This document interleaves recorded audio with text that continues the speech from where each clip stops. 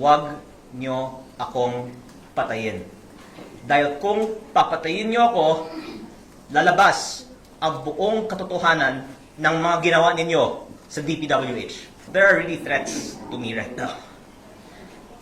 Dahil baka noon hindi alam ng iba ang ibang hawak ko maliban sa Cabral Files. Ang lumabas na sa media ay tip of the iceberg ko lamang.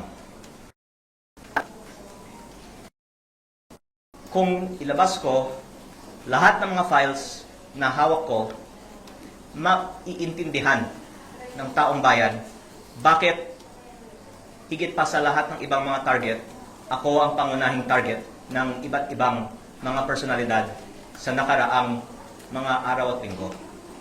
At the more na inaatake ako, the more na nakikita ng taong bayan na tila may dahilan na nais ng iba na patahimikin ako, at ako naman po ay nakikinig sa payo ni Senator Ping Lacson na wag bara-bara, kaya yung mga hawak kong ebidensya, higit pa sa Cabral Files, ay hindi ko inilalabas. Pero ang taong bayan na mismo ang pwedeng makakita na tila may dahilan na napakaraming mga personalidad ay umaatake sa akin.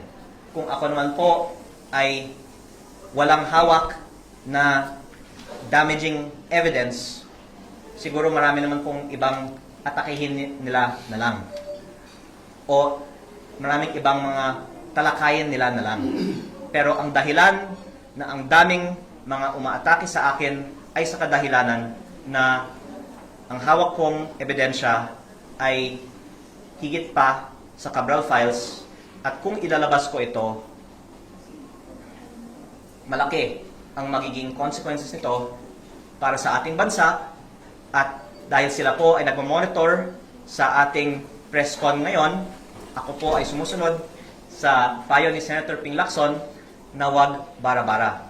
Basta wag nyo akong patayin.